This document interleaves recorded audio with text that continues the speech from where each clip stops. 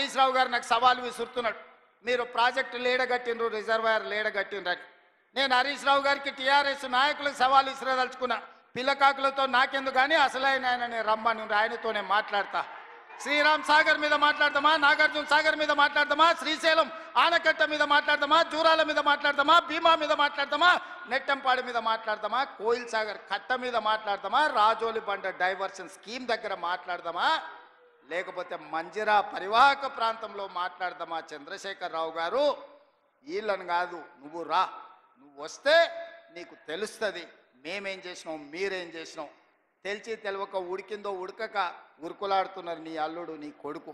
వాళ్ళకు పిల్లకాకులకేం తెలుసు, ఉండేలు దెబ్బ అని వెనకడికి చెప్పారు. నీకు తెలుసు కదా మా దెబ్బ ఎట్లుంటుందో, కాంగ్రెస్ పార్టీ కార్యకర్తల దెబ్బ. 2023 డిసెంబర్ 3 నాడు చూసినావు కదా మా కార్యకర్తల దెబ్బ. అందుకే ఇవాళ ఆయన మొహం జల్లక ఫామ్ హౌస్లో దాచుకొని ఇవాళ వీళ్ళను ఉసిగొల్పుతున్నాడు. ఏమన్నా అంటే పెద్ద మనిషిని అట్లా అంటారా అంట. పెద్ద మనిషిలాగా వ్యవహరించాలి కదా అని నేను అంటున్నాను. ఆయన అనుభవాన్ని తెలంగాణ కోసం వాడా? అధికారం పోతే బయటికి రాడా? బయటికి రానప్పుడు ప్రతిపక్ష హోదా ఎందుకు? 58 లక్షల జీతం ఎందుకు? 15 నెలల చంద్రశేఖరరావు గారికి తెలంగాణ రాష్ట్ర ప్రభుత్వం 58 లక్షల రూపాయల జీత భత్యాలు ఇచ్చి వందలాది మంది పోలీసుల పహారను వారికి కల్పించింది. నేను అడుగుతున్న వారిని, నేను అడుగుతున్న మీడియా మిత్రులని, నేను అడుగుతున్న ఇక్కడికొచ్చిన మా అక్క చెల్లెలని, అక్క మనం ఎక్కడైనా జీతం ఉంటే నెల జీతం ఇచ్చిన యజమాని ఎందుకు వస్తలేవని అడగడా? ఇంట్లో వండుకుంటాయని నేను అడుగుతున్నా. మన దగ్గర ఉన్నోడు ఎవడైనా, మన దగ్గర ఉండే టీచర్ అయినా, ఎస్ఐ అయినా, కానిస్టేబుల్ అయినా, ఏ ప్రభుత్వ ఉద్యోగైనా జీతం తీసుకుంటే జీతానికి రాకపోతే ఉద్యోగానికి రాకుండా జీత భత్యాలు 15 నెలలు తీసుకునేది ఎక్కడైనా ఉన్నదా? ఈ వెసులుబాటు ఎక్కడైనా ఉన్నదా అని నేను అడుగుతున్నా. మీడియా మిత్రులను కూడా అడుగుతున్నా, వారం రోజులు మీరు రిపోర్టు చేయకపోతే మీ యజమానులు ఊరుకుంటారా? ప్రతి నెల క్రమం తప్పకుండా జీత భత్యాలు తీసుకుంటున్న చంద్రశేఖరరావు గారు, మీరు ఫామ్ హౌస్లో వండుకొని ఏం సందేశాన్ని ఇవ్వదలుచుకున్నారు? అధికారం ఉంటే ఉంటా, లేకపోతే అలిగి పండుకుంటా అనేదా మీ విధానం అని నేను అడుగుతున్నా. మీకు అనుభవం ఉందంటున్నారు, మీకు అపారమైన జ్ఞానం ఉందంటున్నారు, 80,000 పుస్తకాలు చదివిన విజ్ఞాన గని మీరు అంటున్నారు. మీ అనుభవము, మీ విజ్ఞానము తెలంగాణ ప్రజల కోసం ఉపయోగించరా అని నేను అడుగుతున్నా. మీరైతే 1,00,000 కోట్ల రూపాయలు సంపాదించుకున్నారు, టీవీలు పెట్టుకున్నారు, పేపర్లు పెట్టుకున్నారు, ఫామ్ హౌస్లు కట్టుకున్నారు. నువ్వు గజ్వేల్లో కట్టుకుంటే నీ కొడుకు జన్వాడలో కట్టుకున్నాడు, నీ అల్లుడు మొయినాబాద్లో కట్టుకున్నాడు, నీ బడ్డ శంకర్పల్లి దగ్గర ఫామ్ హౌస్లు 100 ఎకరాలలో కట్టుకున్నారు. మరి తెలంగాణ ప్రజలు ఉన్న భూములు అమ్ముకొని ఆత్మహత్యలు చేసుకుంటుంటే ఈ ట్రిక్ ఏదో మాకు చెప్పరా? తెలంగాణ ప్రజలకు ఆయన ఏదో క్యాప్సికమ్ పండిస్తేనే ₹1 కోటి ఎకరాకు వస్తుంది అన్నాడు. ఆ టెక్నిక్ ఏదో తెలంగాణ రైతాంగానికి చెప్పవా కేసీఆర్ గారని నేను అడుగుతున్నా. ఈరోజు తెలంగాణ రాష్ట్రం వచ్చిన తర్వాత చంద్రశేఖరరావు గారు వారి కుటుంబ సభ్యులు 1,00,000 కోట్ల రూపాయలు ఎట్లా సంపాదించుకుర్రు? తెలంగాణ రాష్ట్రం 4 కోట్ల ప్రజల నెత్తి మీద 8,29,000 కోట్ల రూపాయల అప్పెట్లొచ్చింది. మాకు అప్పులు ఎట్లా పెరిగినాయి పాపాల పుట్టలెక్క, మీ ఆస్తులు ఎట్లా పెరిగినాయి 1,00,000 కోట్లకని నేను ఈ వేదిక మీద నుంచి పెద్దలు చంద్రశేఖరరావు గారిని సవినయంగా అడుగుతున్నా, గౌరవప్రదంగా వారికి విజ్ఞప్తి చేస్తున్నా. మీ 1,00,000 కోట్ల సంపాదన నైపుణ్యం ఏందో మా నిరుద్యోగ యువకులకు చెప్పండి. 1,00,000 కోట్లు రాకపోయినా నెలకు 1,00,000 రూపాయలు సంపాదించుకునే నైపుణ్యం మా నిరుద్యోగ యువకులు నేర్చుకుంటారని నేను అడుగుతున్నా. ఒకవేళ నీకు రావడానికి ఇబ్బంది అయితే విడతల వారీగా 1000 మందిని నీ దగ్గరికే ఫామ్ హౌస్కు పంపిస్తా. ఆ విద్య ఏందో వాళ్ళకు నేర్పమని చంద్రశేఖరరావు గారికి విజ్ఞప్తి చేస్తున్నా. ఎందుకంటే ప్రతి నెల 3,92,000 రూపాయలు మీరు జీత భత్యాలు తీసుకుంటున్నారు కదా. తీసుకున్న జీతం కిందికన్నా తెలంగాణ యువకులకు ఈ శిక్షణ ఇవ్వమని చంద్రశేఖరరావు గారిని నేను అడుగుతున్నా.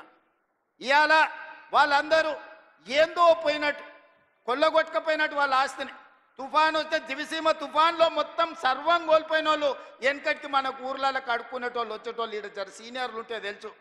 దివిసీమ తుఫాన్లో సర్వం కోల్పోయినాం, మాకేమని ఉంటే బతకడానికి వచ్చిన గ్రామాలకు వచ్చేటోడు. దివిసీమ తుఫాన్లో కొట్టుకపోయిన వాళ్ళకంటే వాళ్ళ కుటుంబం దిగాలు పడిపోయి ఉన్నారు. అధికారం శాశ్వతం అనుకున్నారా అని నేను అడుగుతున్నా. అందుకే మిత్రులారా, ఆనాడు ధనిక రాష్ట్రాన్ని ఈనాడు చంద్రశేఖరరావు గారి కుటుంబం దివాలా తీయించింది. దివాలా తీసిన ముక్కబోని ధైర్యంతో రాష్ట్రాన్ని పట్టాల మీద ఎక్కించి తెలంగాణ రాష్ట్రాన్ని అభివృద్ధి పదం వైపు నడిపిస్తున్నాం. అందుకే ఈరోజు స్టేషన్ గన్పూర్లో 800 కోట్ల రూపాయలతో అభివృద్ధి కార్యక్రమాలను తీసుకున్నాం. కొన్ని విషయాలు ఆడబిడ్డల విషయం కావచ్చు, ఆర్టీసీ బస్సులు ఇవ్వడం కావచ్చు, లేకపోతే సోలార్ పవర్ ప్లాంట్లు కావచ్చు, ఎన్నడైనా వాళ్ళు ఆలోచన చేసిండ్రా ఈ ఆడబిడ్డలను ఆదుకోవాలని? ఈరోజు మా స్వయం సహాయక సంఘాలను అడుగుతున్నా, మీ పావలా వడ్డీ కానీ మీ జీరో వడ్డీ కానీ ఎన్నడన్నా మిమ్మల్ని 10 ఏళ్ళల్లో ఇంటి బయటికి రానిచ్చిండ్రా బీఆర్ఎస్ వాళ్ళు, గత ప్రభుత్వం అని నేను అడుగుతున్నా. ఇవాళ మా అక్కల్ని అందరినీ ధైర్యంగా రండి, మీ తమ్ముడికి అడ్డగా నిలబడండి, మీ సోదరుడు ఉన్నాడు, మీరు అభివృద్ధి పదం వైపు నడవండి అని చెప్పి ఈరోజు ఆడబిడ్డలకు ఈరోజు మేము నిలబడ్డాం. నేను అడుగుతున్నా చంద్రశేఖర్ రావు గారు, ప్రొఫెసర్ జయశంకర్ గారి ఊరిని కూడా 10 ఏళ్లలో నువ్వు రెవెన్యూ విలేజ్ చెయ్యలేదు. నేను వచ్చిన తర్వాత జయశంకర్ గారి ఊరిని రెవెన్యూ విలేజ్ చేసిన. ఈ ప్రభుత్వం వచ్చినాకనే వరంగల్కి ఎయిర్పోర్ట్ వచ్చింది. ఈ ప్రభుత్వం వచ్చినాకనే రైల్వే కోచ్ ఫ్యాక్టరీ మీకు వచ్చింది. ఈ ప్రభుత్వం వచ్చినాకనే వరంగల్కి అండర్ గ్రౌండ్ డ్రైనేజ్ వచ్చింది. ఈ ప్రభుత్వం వచ్చినాకనే వరంగల్కి ఔటర్ రింగ్ రోడ్ వచ్చింది. ఈ ప్రభుత్వం వచ్చినాకనే మీకు కాళోజీ కళాక్షేత్రం పూర్తి అయింది. ఈ ప్రభుత్వం వచ్చినాకనే వరంగల్ అభివృద్ధి కార్యక్రమాలు ఆగిపోయిన ఫ్లైఓవర్ బ్రిడ్జు నాయని రాజేందర్ రెడ్డి పట్టుబట్టి దాన్ని పూర్తి చేయడానికి ఒక కొలిక్కి పట్టుకొస్తున్నాడు. ఈ ప్రభుత్వం వచ్చినాకనే 800 కోట్ల రూపాయలు ఈరోజు స్టేషన్ గన్పూర్కు మనం ఇవ్వగలిగినాం. 100 పడకల ఆసుపత్రి కట్టగలిగినాం, డిగ్రీ కాలేజ్ కట్టగలిగినాం, ఇంటిగ్రేటెడ్ రెసిడెన్షియల్ స్కూల్ కట్టగలిగినాం, రెవెన్యూ డివిజనల్ ఆఫీసును కట్టగలిగినాం, ఇందిరమ్మ ఇండ్లు ఇవ్వగలిగినాం. మిత్రులారా, ఈ ప్రభుత్వం వచ్చినాక ఇన్ని పనులు చేస్తుంటే మా మీద తెలంగాణ ప్రజల కోపం ఉందని ఆయన చెప్తుండు. ఎవరు కోపం ఉందే? 57,000 ఉద్యోగాలు ఇచ్చినందుకు నిరుద్యోగ యువకులకు కోపం ఉందా? 65 లక్షల మంది ఆడబిడ్డలకు పండుగ పుట్ట సారే చీర పెట్టినట్టు ప్రతి సంవత్సరం 2 నాణ్యమైన చీరలను ఆడబిడ్డలను అందించినందుకు, సారే చీర పెట్టినందుకు మా ఆడబిడ్డలకు నా మీద కోపం ఉందా? 1000 ఆర్టీసీ బస్సులను అందించి కోటీశ్వరులను చేసినందుకు మా ఆడబిడ్డల కోపం ఉందా? 1000 మెగావాట్ల సోలార్ విద్యుత్ ఉత్పత్తి ప్లాంట్లను అదాని అంబానీలతో పోటీ పడే విధంగా మా ఆడబిడ్డలని శ్రీమంతులను చేసినందుకు నా మీద కోపం ఉందా? రైతులకు 20,617 కోట్ల రూపాయలు రుణమాఫీ చేసినందుకు నా మీద కోపం ఉందా? దేనికోసం కోపం ఉంది? 500 రూపాయల బోనస్ ఇచ్చినందుకు ఈరోజు రైతులకు నా మీద కోపం ఉందా అని అడుగుతున్నా. రైతు భరోసా నాడు 10,000 ఉంటే దాన్ని 12,000కు పెంచినందుకు ఈ రైతాంగానికి నా మీద కోపం ఉందా? మీడియా మిత్రులకు 10 ఏళ్ళు నువ్వు ఇవ్వని ఇండ్ల పట్టాలు రవీంద్ర భారతిలో అందించినందుకు మా మీడియా మిత్రులకు నా మీద కోపం ఉందా అని నేను అడుగుతున్నా. కొంతమంది దొంగలకు దోపిడీదారులకు ఉండొచ్చు, ఎందుకంటే ఈ దొంగలను ఉప్పు పాతరేస్తా దోపిడీదారులను తోలు తీసి బట్టలు ఇప్పదీసి రోడ్డు మీద నించోబెడతానందుకు కొంతమంది దొంగలకు నా మీద ఏమైనా కోపం ఉంటే ఉండొచ్చు. అంటే అన్నా అంటాడు హరీష్ రావు రేవంత్ రెడ్డి అధికారిక కార్యక్రమాలలో తిడతాడు ఎందుకని. ఆయన ఇవాళ మాట్లాడుతుంటే చంద్రశేఖరరావు గారంట తెలంగాణ జాతిపిత అంట. మిత్రులారా, ఇట్లా మాట్లాడితే ఇంకా నేను ఏదో ఒకటి అనకపోతే ఎట్లయితుంది మీరు చెప్పురు. జాతిపిత గురించి మీకు తెలుసు కదా. ఆ జాతిపితకు మందు వాసన పడుతుందా? గుజరాతుల్నే బంధు పెట్టించింది, అవునా? ఆ జాతిపిత గాంధీ ఆశ్రమాలలో ఉన్నాడు, నిరాడంబరంగా ఉన్నాడు. మరి ఈ జాతిపిత వాసన లేకుండా నిద్ర లేస్తాడా? ఆ జాతిపిత ఎక్కడ? ఈ జాతిపిత ఎక్కడ? ఆ జాతిపిత ఎక్కడో చిన్న చిన్న దళిత వాడల్లో జీవితం గడిపితే 100 ఎకరాల ఫామ్ హౌజుల్లో ఈ జాతిపిత గారు ఉన్నారు. ఈయన జాతిపిత ఎట్లయితాడని నేను అడుగుతున్నా. అసలు పోల్చుకోవడానికన్నా పొంతన ఉండాలి కదా. పులిని చూసి నక్క వాతలు పెట్టుకుంటే వాతలతోని నక్క పులి అయిపోతుందా?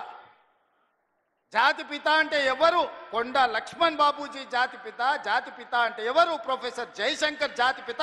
ఏ పదవి లేకుండా సర్వం త్యాగం చేసి ఈ దేశం కోసము, స్వతంత్రం కోసము, తెలంగాణ రాష్ట్రం కోసం సర్వం దారబోసిన కొండ లక్ష్మణ్ బాపూజీనో ప్రొఫెసర్ జయశంకర్ తెలంగాణకు జాతిపిత అవుతాడు తప్పితే నోరు తెరిస్తే అబద్ధాలు చెప్పేటోడు, తెలంగాణ రాష్ట్రాన్ని దోసుకున్నాడు, 100 ఎకరాల ఫామ్ హౌజులు కట్టుకున్నాడు, 1,00,000 కోట్ల రూపాయలు సంపాదించుకున్నాడు, టీవీలు పేపర్లు పెట్టుకొని అబద్ధాలను విషప్రచారం చేసేటోడు తెలంగాణ జాతిపిత ఎట్లయితాడని తాటి చెట్టులాగా పెరిగినాయని నేను అడుగుతున్నా.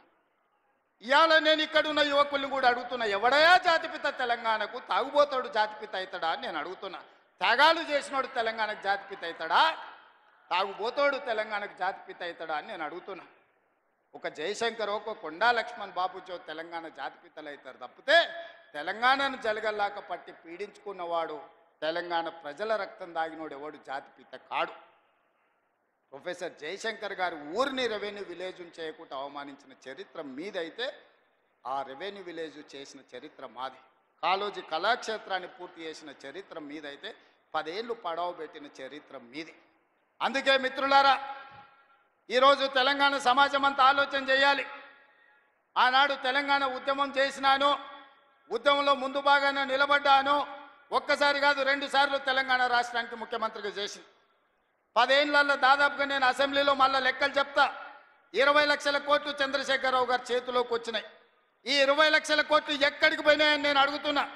ఇవాళ నేను చెప్పదలుచుకున్న చంద్రశేఖరరావు గారు చేసిన అప్పుల కోసం నేను కట్టింది 1,53,000 కోట్లు బ్యాంకులకు అసలు మిత్తి పేరు మీద నేను కట్టిన. నిజంగానే ఈ 15 నెలల ఈ 1,53,000 కోట్ల రూపాయలు నా చేతుల్లో ఉంటే మా పొంగులేటి శ్రీనివాసరెడ్డి గారికి చెప్పి 30 లక్షల ఇండ్లు, ఇందిరమ్మ ఇండ్లు పేదోళ్ళందరికీ తెలంగాణ రాష్ట్రంలో అందరికీ ఇండ్లు కట్టించుండేవాడిని. ఇవాళ నా దగ్గర ఇండ్లు లేని పేదల లెక్క 25 లక్షలే ఉంది. ఒక్క సంవత్సరం చంద్రశేఖరరావు గారు చేసిన అప్పులకు తప్పులకు నేను కట్టిన పాయమాల్ 1,53,000 కోట్లు. ఈ 15 నెలల ఈ 1,53,000 కోట్లు నా దగ్గరనే ఉంటే 30 లక్షల పేదోళ్లకు 5 లక్షల లెక్కన ఇందిరమ్మ ఇల్లు కట్టించి రాష్ట్రంలో ఇల్లు లేని పేదోళ్ళు లేకుండా 100% పేదలకు ఇల్లు కట్టించటోని. ఇదే కాదు, 75 లక్షల మంది రైతులకు 2 లక్షల రూపాయల రుణమాఫీ చేసి ఉండేటోని. ఒక్క సంవత్సరమే చంద్రశేఖరరావు చేసిన పాపాలకు నేను కట్టిన పాయమాల్ 1,53,000 కోట్లు. ఇది పాపాల పుట్టలాగా పెరిగిపోతుంది. ఆలోచన చేయండి మిత్రులారా. పాపాల బైరోడు రాష్ట్రాన్ని మొత్తాన్ని కొల్లగొట్టేసి ఈరోజు పోయి ఫామ్ హౌస్లో రెస్ట్ తీసుకుంటూ వాళ్ళ వంది మాగదులను పంపించి మమ్మల్ని తిట్టిస్తున్నారు. ఇది ఈరోజు తెలంగాణ రాష్ట్రంలో ఉన్న పరిస్థితి. అందుకే మా ఆడబిడ్డల నుంచి మా నిరుద్యోగ యువకుల వరకు, మా రైతుల నుంచి మా కార్మికుల వరకు నేను ఒక్క మాట చెప్పదలుచుకున్నా. ఖచ్చితంగా ఈ రాష్ట్రాన్ని అభివృద్ధి పదం వైపు నడిపించే బాధ్యత మాది. తెలంగాణ రాష్ట్రంలో జరుగుతున్న తప్పులను ఉన్నట్టుగా మీకు వివరిస్తా. లేని అబద్ధాలను నేను చెప్పను. లేని ఆదాయాన్ని అరచేతిలో వైకుంఠం చూపించను. అరచేతిలో బెల్లం పెట్టి మోచేతి నాకండి అనే అబద్ధాలు నేను చెప్పను. ఉన్న లెక్కలని అసెంబ్లీలో చెప్తా. రాష్ట్రానికి వస్తున్న ఆదాయం ఎంత, ఆ ఆదాయాన్ని ఎలా సంక్షేమానికి అభివృద్ధికి వాడాలో మీ సూచనలు తీసుకొని ముందుకు వెళ్తా. ఇవాళ కష్టం వచ్చినప్పుడు మీతో కాకపోతే ఎవరితో చెప్పుకుంటామని నేను అడుగుతున్నా. ఇవాళ తెలంగాణ రాష్ట్రం అప్పుల ఊబిలో కూరుకుపోయింది. ఆయన గారు చేసిన అప్పులకు 88,000 కోట్ల అస్సలు కట్టినా, 64,000 కోట్ల మిత్తి కట్టిన 1,53,000 కోట్లు 15 నెలల్లో కట్టాల్సిన పరిస్థితి వచ్చిందంటే ఎంత దారుణమైన పరిస్థితి తెలంగాణ రాష్ట్రం ఉందో మీరు ఆలోచన చేయండి. తండ్రి కొడుకులు అంటారు అప్పులుంటే బయటికి చెప్తారా, మళ్ళీ అప్పు ఎట్లా పుడుతుందని. నేను మళ్ళీ అప్పులు చేయదలుచుకోలే, పప్పు కూడు వండదలుచుకోలే. అప్పు చేసిన పప్పు కూడు ఎప్పటికైనా మనకు ముప్పే అని, అప్పు మనకు ముప్పు అని నేను స్పష్టంగా నిర్ణయించుకున్నా. అందుకే కూడ తీసుకొని తెలంగాణ రాష్ట్ర ఆదాయం పెంచుకొని ఆదాయాన్ని పెంచాలి, పేదలకి పంచాలి అన్న ఆలోచనతోని రాష్ట్ర ప్రభుత్వాన్ని ముందుకు నడిపించదలుచుకున్నాం. అందుకే మీరందరూ సహకరించండి, మీరందరూ అండగా నిలబడండి. 10 ఏళ్ళు ఏలినోళ్ళు 10 నెలలకే మమ్మల్ని దిగిపోమంటారు. 5 ఏళ్ళ కోసం కదా కుర్చీ ఇచ్చింది మీరు. ఇవాళ ప్రభుత్వ ఉద్యోగం ఇస్తే 35 ఏళ్ళు ఉద్యోగం ఉంటుంది అంటారు. 2 ఏళ్ళకే తీసేస్తే పోతుందా? చంద్రశేఖరరావు డెఫినెట్గా దుఃఖం ఉంటుంది, వాళ్ళ కుటుంబానికి బాధ ఉంటుంది. ఎందుకంటే ఆ కుర్చీలో ఉంటే వాళ్ళు మళ్ళా దోసుకోవడానికి అవకాశం ఉండే అని వాళ్ళు ఆలోచన చేస్తున్నారు. అందుకే మిత్రులారా, ఈరోజు ఈ తెలంగాణ రాష్ట్రాన్ని అభివృద్ధి పదం వైపు నడిపించుకునే బాధ్యత మనది. ఈ తెలంగాణ రాష్ట్రాన్ని పునర్నిర్మించుకొని మన భవిష్యత్ తరాల కోసము ఆదర్శంగా నిలబడే విధంగా తెలంగాణ రాష్ట్రాన్ని ముందుకు తీసుకువెళ్దాం. మీరందరూ అండగా నిలబడండి. మీకు దాచిపెట్టేదేమీ లేదు. ఉన్నది ఉన్నట్టు అసెంబ్లీలో మళ్ళీ చెప్తాను. నిన్న కొంత చెప్పిన, గవర్నర్ గారి ప్రసంగంలో సగం చెప్పిన. ఈరోజు ఇంటర్వెల్ మాత్రమే, విరామమే మళ్ళా బడ్జెట్ పెట్టినాక 19-20 తారీఖులో మిగతా కథంతా మొత్తం చెప్తా. రాష్ట్రంలో ఉన్న కేసీఆర్ చేసిన పాపాల చిట్ట విప్పుతా. మీరందరూ వినండి. ఖచ్చితంగా తెలంగాణ రాష్ట్రాన్ని బాగు చేద్దాం. మనమే చేసుకోవాలి, మనమే నడుము బిగించాలి. మీరందరూ అండగా నిలబడాలి. ఇంత మంచి కార్యక్రమాన్ని ఏర్పాటు చేసి మిమ్మల్ని అందరినీ కలవడానికి ఒక అవకాశం కల్పించిన పెద్దలు కడియం శ్రీహరి గారికి, ఇన్ఛార్జ్ మినిస్టర్ పొంగులేటి శ్రీనివాస్ రెడ్డి గారికి, అదేవిధంగా వేదిక మీద స్టేషన్ గన్పూర్ కాంగ్రెస్ పార్టీ నాయకులు, గ్రామస్థాయి నాయకులు, మండల స్థాయి నాయకులు, నియోజకవర్గ స్థాయి నాయకులు, జిల్లా నాయకులందరూ కూడా వేదిక మీద ఉన్నారు. వాళ్ళందరి పేర్లు నేను తీసుకోలేకపోయినా పేరు పేరున వాళ్ళకు మనస్ఫూర్తిగా ధన్యవాదాలు తెలియజేస్తున్నా. మరీ ముఖ్యంగా మా ఆడబిడ్డలకు మిట్ట మధ్యాహ్నమైన ఎర్రటెండ ఉన్నా అన్నం తినకుండా మీ సోదరిని ఆశీర్వదించడానికి కూర్చున్నందుకు మా ఆడబిడ్డలందరికీ కూడా ప్రత్యేకంగా ధన్యవాదాలు తెలియజేసి సెలవు తీసుకుంటున్నది. మిత్రులారా, జై హింద్, జై కాంగ్రెస్.